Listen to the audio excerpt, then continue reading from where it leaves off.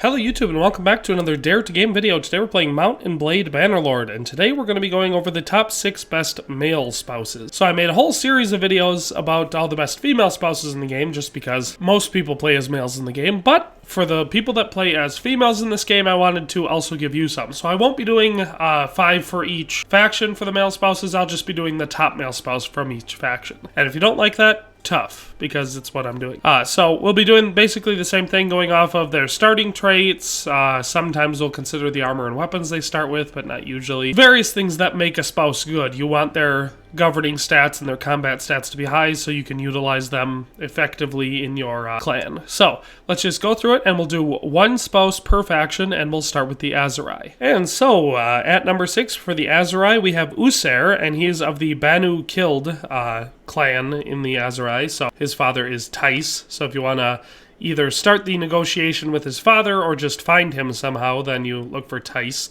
who is the leader of the Banu Killed. As far as what makes USAIR a good spouse, he's just got pretty solid stats across the board. For one thing, as far as his traits go that he starts with, he has generous, honest, and cruel, which they're good traits to have. It's good to have an honest and generous one, and cruel it's not necessarily great, but it's fine for something like leading a trade caravan or leading a combat party, just because it makes them slightly more cautious, but also a little bit more aggressive. So it's not a great trait for them to have for certain things, but it definitely comes in handy for other things. With that as it is, you can see skill-wise, he's actually got quite a few pretty high skills. You can see that our governing skills, those of Steward, we have Steward at 121, Charm at 100, and Trade at 100, so those are all pretty solid for making him a good governor for any settlement you might have. Then you can see his leadership skills, Tactics at 120 and Leadership at 120, those are both quite good as well, making him a pretty good general, someone to lead a war party for you. And his personal combat skills are also quite good. We have 190 for riding, 190 for polearm, 180 for one-handed, 110 for athletics, 130 for bow, 150 for throwing, 80 for crossbow, and 160 for two-handed. So just across the board, he's got pretty dang high combat skills in every single area. So if you're playing as a ASERAI player and you want to marry an ASERAI player, or maybe you're not playing as an ASERAI but you want to marry an ASERAI player, I think USAIR is the best male ASERAI spouse that you can marry at the start of the game. So that's number 6, the ASERAI. Let's move on to number 5. So at number 5, we have MENGUS, the son of High King Caladog, the leader of BATTANIA. So he is part of the Fengrufendak clan. Caladog is. Well, I mean, so is MENGUS. But if you want to find him, you look for Caladog, or you look straight for MENGUS. It should be easy to find either one.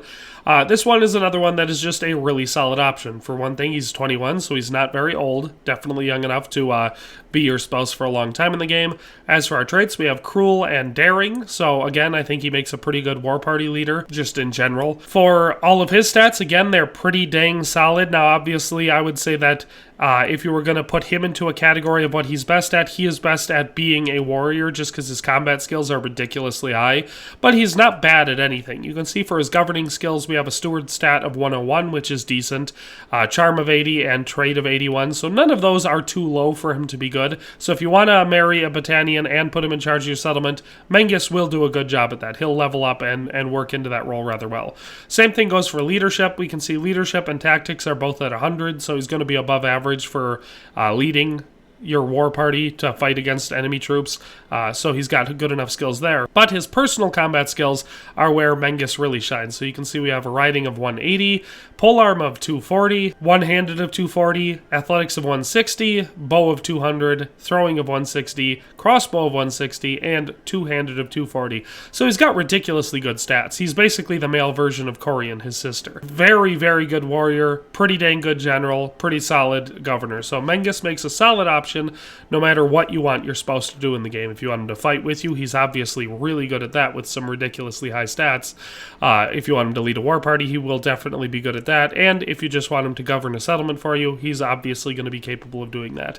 So if you're looking for a Battanian spouse, a Battanian male spouse, then MENGUS is the one that I pick. But that's number 5. Let's move on to number 4. All right, and at number 4, we have the Empire, and the person I chose from the Empire, and this was hard because there was a lot of people to choose from, but I chose PHOSTOR, and I did for a number of reasons. Even though he doesn't have the absolute highest skills, for any male that you could find that you can marry in the Empire. His skills are all pretty good. Like, they definitely work well enough for what you need him for, and he's nice and young. So, for one thing, he starts off with the generous and the honest traits, so he has no negative traits.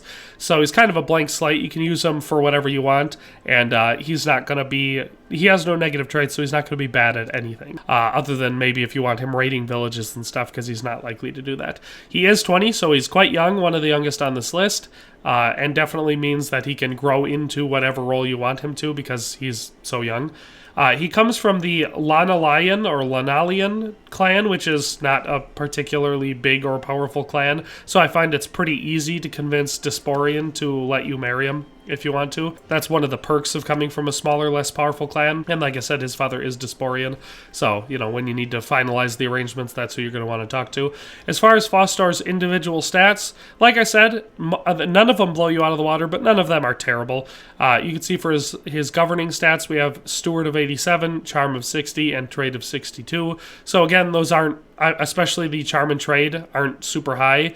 Well, I mean, none of them are super high, but at least the Steward is closer to 100 starting off. None of them are crazy high, but none of them are terrible either. His leadership skills, we have 60 for tactics, 61 for leadership. Again, not crazy high, but also not so low that he's terrible at it.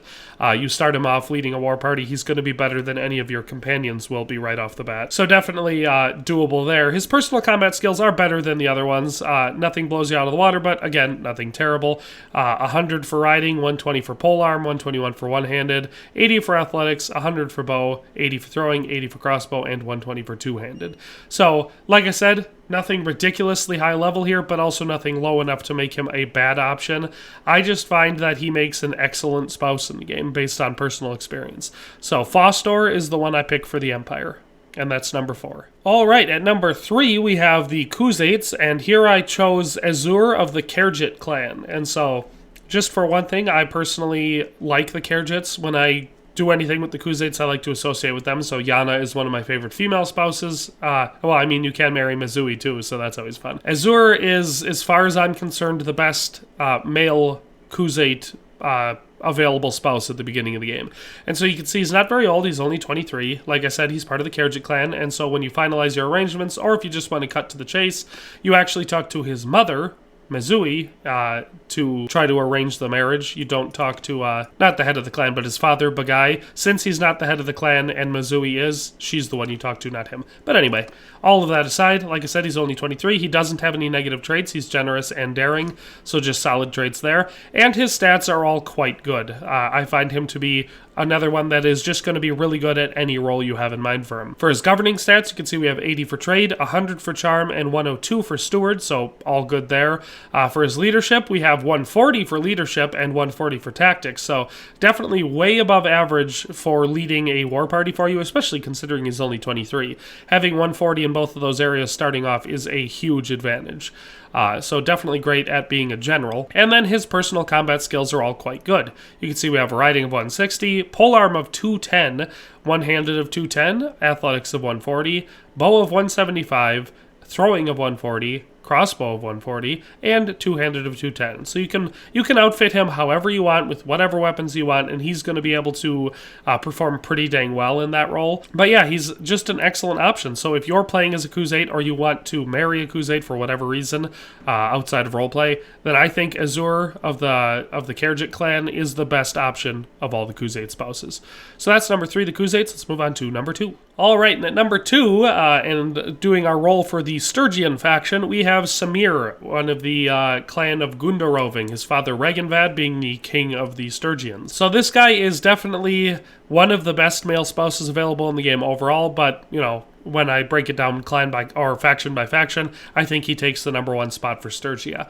For one thing, he is only 19, so he's quite young. He does have negative traits. He's close-fisted and cruel.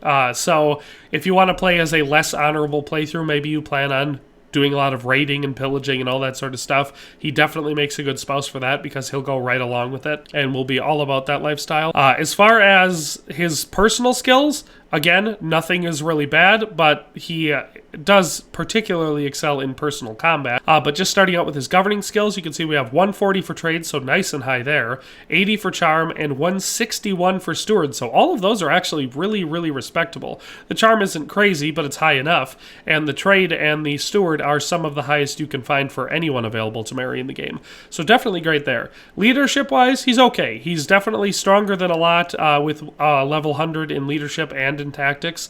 So it's not top of the line, but it is going to be more than enough to be a good leader for a war party. His personal combat skills, like I said, are the area where he shines the most, possibly having some of the highest overall in the game. So you can see we have 190 for riding, 290 for polearm, which might be the single highest polearm skill out of any character in the game. I'm not sure because it would take a really, really long time to compare that, but that's really high to start with.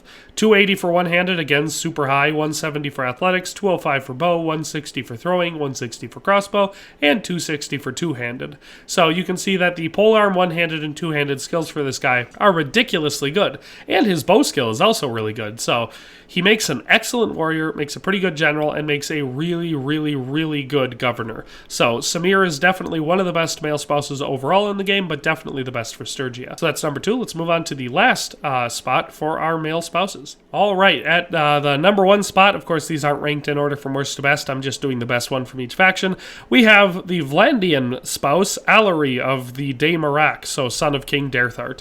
So definitely high up in the aristocracy of VLANDIA. As for him, the only downside is he is a little bit older, but that doesn't really make a huge difference for a male spouse because it's not like he's the one that matters that much for, you know, having children in this arrangement. But he is definitely older, so, you know, you do have potential to have 5 or 6 or 7 or whatever less years of him being alive, but it's kind of random. And if you play on a high difficulty and have all the deaths turned on, he might die in combat anyway, so it might not make that big of a difference. But he does start off being a little bit older. As for his traits, he's calculating, cruel, and close-fisted. So he does have 2 negative traits, or what most people would call negative traits, but I find that he makes an excellent war party leader. Like I said, he is a member of the Marak clan, so his father is King Derthart, the ruler of VLANDIA. So when it comes time to finalize your arrangement, you will have to talk to him. As for his skills across the board, all pretty dang solid. You can see we have a trait of 101, a charm of 80, and a steward of 121, so if you want him to rule a settlement for you, he is quite good at that. His leadership skills are, again, they're not top tier, but they are higher than most, and so we have 100 in leadership and 100 in tactics, so he does make a really good general for leading your war party, and his personal combat skills are all quite good. You can see we have a riding of 160, polearm of 210, one-handed of 210, athletics of 140, bow of 175, throwing of 140, crossbow of 140, and two-handed of 210. So, again, any type of weapon you want to put in his hands, he's going to fight with it really well. He makes an excellent warrior in your party. He makes a really good general for leading a war party, and he can very, very effectively govern a settlement for you. So he's good at all of it, and of course, he's the son of the king, so, you know, there's a chance maybe that you inherit VLANDIA. So, all good stuff. Definitely an excellent spouse. I think all 6 of the people I've listed in this video are really, really great options. So if you're playing as a female character and you want to find a male spouse, I've now made the video and showed you all of the ones that I consider to be the best in the game. So that's all for today. Hope you enjoyed the video. Hope you found it useful, but we'll see you next time. Thanks for watching another Dare to Game video. If you liked this video, please leave a like and a comment. If you haven't already, be sure to subscribe to the channel. If you like my content and would like to support this channel, consider becoming a member today for as little as $1.99 a month. It makes a huge difference. But in any case, thanks for watching and have a nice day. I'll see you next time.